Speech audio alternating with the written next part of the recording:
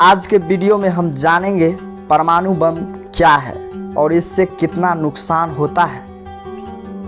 What is nuclear bomb यानी परमाणु बम क्या है। सन 1945 में अमेरिका द्वारा जापान के हिरोशिमा और नागासाकी पर किए गए परमाणु हमलों को देखते हुए दुनिया दहल उठी थी। क्षण भर में दोनों शहर शमशान में तब्दील हो गए थे। इमारतें बुरी तरह से तबाह हो गई थी और लाखों की संख्या में लोगों की मौत हुई।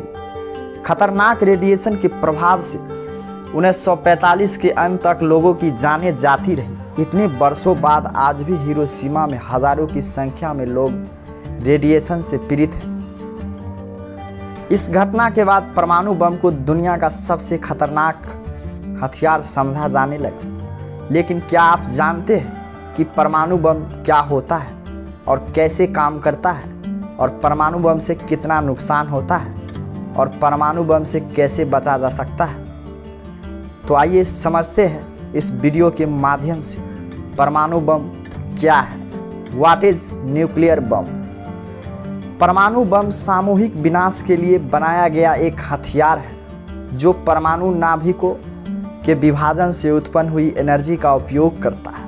इस प्रक्रिया को परमाणु विखंडन कहा जाता है जो परमाणु बम को जन्म देती है। जब एक अकेला free neutron radio active material जैसे यूरेनियम या प्लूटोनियम एक परमाणु के नाभिक से टकराता है तो यह 2 या 3 और न्यूट्रॉन्स को मुक्त करता है। जब ये न्यूट्रॉन नाभिक से अलग होता है तब एक एनर्जी उत्पन्न होती है और यह नए उत्पन्न हुए न्यूट्रॉन्स दूसरे यूरेनियम या प्लूटोनियम के नाभिकों से टकराते हैं और उसी तरीके से उनका विभाजन करते हैं, जिससे और अधिक एनर्जी और न्यूट्रॉन्स पैदा होते हैं। द्वितीय विश्व युद्ध के अंत में हिरोशिमा और नागासाकी में युद्ध के दौरान परमाणु बम विस्फोट किए गए थे।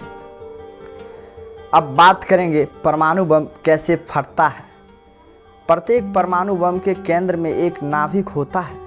उस नाभिक को तोड़कर अलग करने पर या 2 नाभिकों को एक साथ जोड़ने के दौरान बड़ी मात्रा में ऊर्जा उत्पन्न होती है। परमाणु हथियार इसी ऊर्जा का इस्तेमाल विस्फोट करने के लिए करते हैं। आधुनिक परमाणु हथियार केमिकल विस्फोट का संयोजक है। परमाणु विखंडन और परमाणु संलयन के द्वारा काम करते हैं। विस्फोटक परमाणु सामग्री को एक्सप्लोर करता है जिससे विखंडन होता है जो एक्स-रे के रूप में विशाल मात्रा में ऊर्जा उत्पन्न करता है। इससे पैदा हुए उच्च तापमान और दबाव का उपयोग परमाणु संलयन में किया जाता है। परमाणु बम का आविष्कार किसने किया? परमाणु बम का आविष्कार रॉबर्ट ओपनर ने किया था। इन्हें father of the atomic bomb के नाम से भी जाना जाता है। 16 जुलाई 1945 को न्यू मैक्सिको में आलो मोर्गो के पास एक सुदूर रेगिस्तानी स्थान में पहला परमाणु बम सफलतापूर्वक विस्फोट किया गया था। इससे लगभग 4000 फीट ऊंचा एक विशाल मशरूम बादल बनाया और इसके साथ ही परमाणु युग की शुरुआत हुई। अब बात करेंगे परमाणु हथियार कितने प्रकार के होते हैं। जैसे कि हम जानते हैं सभी पदार्थ परमाणुओं से बने होते हैं।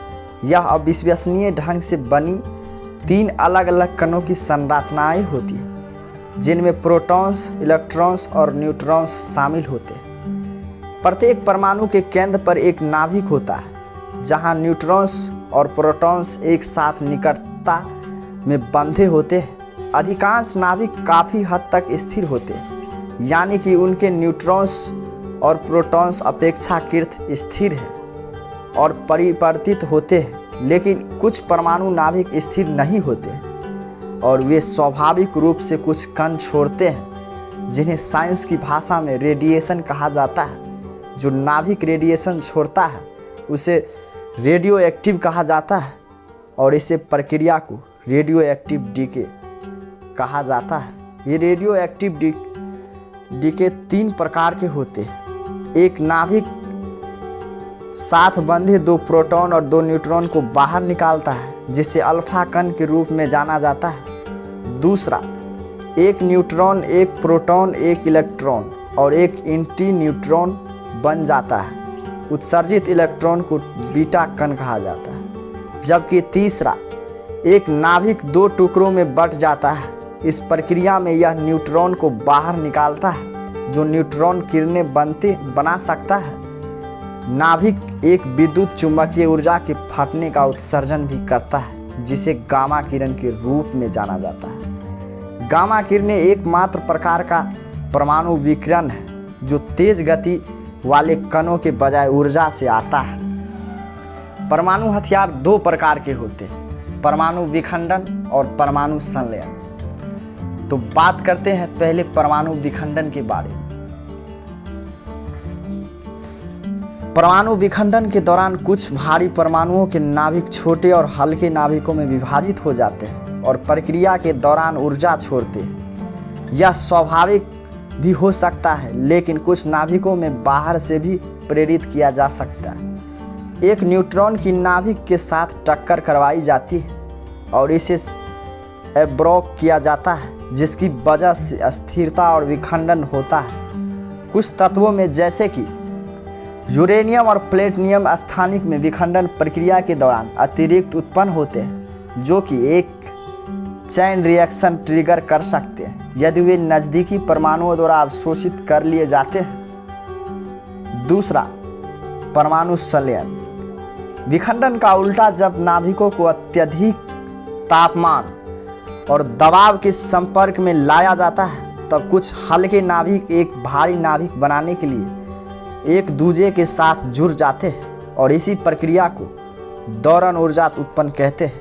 आधुनिक परमाणु हथियार जो विखंडन और संलयन दोनों का उपयोग करते हैं, एक सिंगल वेवेट द्वितीय विश्व युद्ध के दौरान संयुक्त रूप में इस्तेमाल किए गए सभी हथियारों की तुलना में एक सेकंड में एक अंश में अधिक विस्फोट ऊर्जा जारी कर सकते हैं, जिसमें जापान पर गिराए गए फैट मैन और लिटिल बॉय शामिल हैं।